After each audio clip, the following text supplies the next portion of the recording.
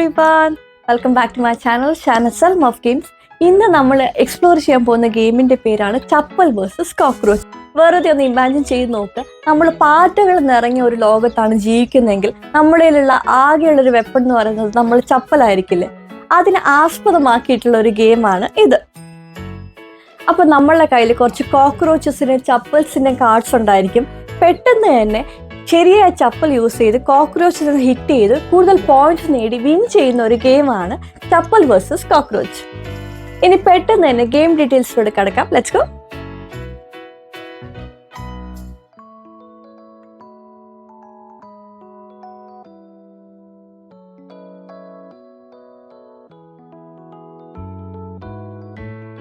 ഓരോ പ്ലെയറും ഒരു കളർ തിരഞ്ഞെടുക്കണം. എന്നിട്ട് ആ കളറിൽ 7 ചപ്പൽ കാർഡ്സ് മുഴുവനായിട്ട് എടുക്കണം.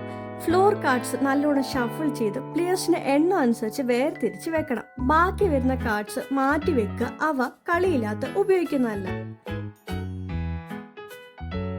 ഏറ്റവും പ്രായം കുറഞ്ഞ പ്ലെയർ ആണ് ആദ്യം ഫ്ലോർ കാർഡ് ഫ്ലിപ്പ് ചെയ്യുന്നത്. അതിൽ ഡേ അല്ലെങ്കിൽ നൈറ്റ് കോക്രോച്ച് കാണാനായിട്ട് സാധിക്കും.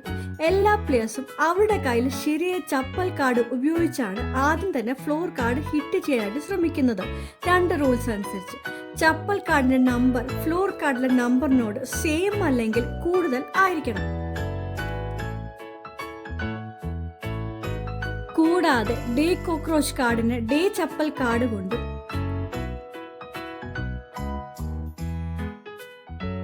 നൈറ്റ് കോക്രോച്ച് കാർഡിന് നൈറ്റ് ചപ്പൽ കൊണ്ടുമാണ് ഹിറ്റ് ചെയ്യേണ്ടത്.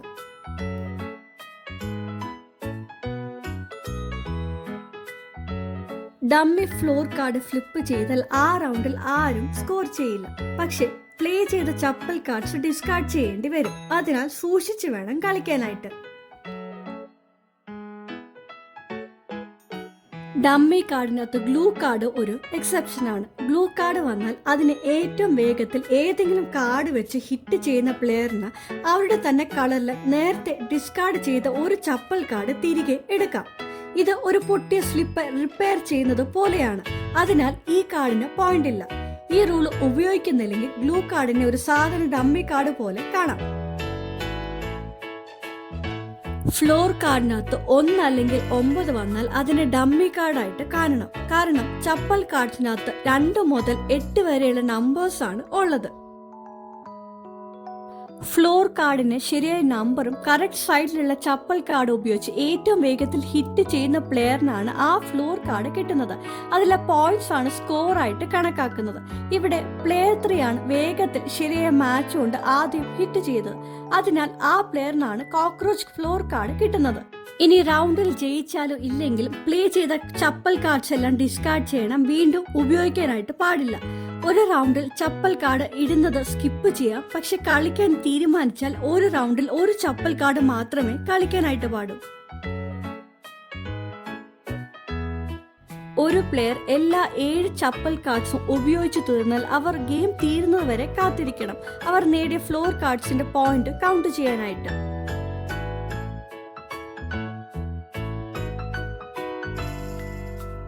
ഇങ്ങനെ കളി തുടരുക. എല്ലാ ഫ്ലോർ കാർഡ്സും തീരുമ്പോഴാണ് കളി അവസാനിക്കുന്നത്. കളിയുടെ അവസാനം വരെ ഉപയോഗിക്കാത്ത ചപ്പൽ കാർഡ്സ് ഡിസ്കാർഡ് ചെയ്യേണ്ടി വരും.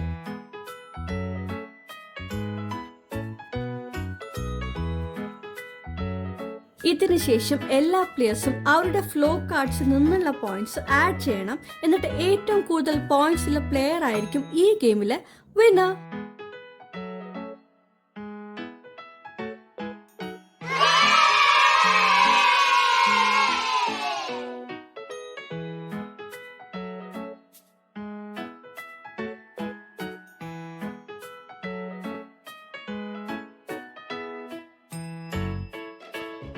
അപ്പൊ ഇതാണ് ചപ്പൽ വേഴ്സസ് കോക്രോച്ച് എന്ന് പറയുന്ന ഗെയിം.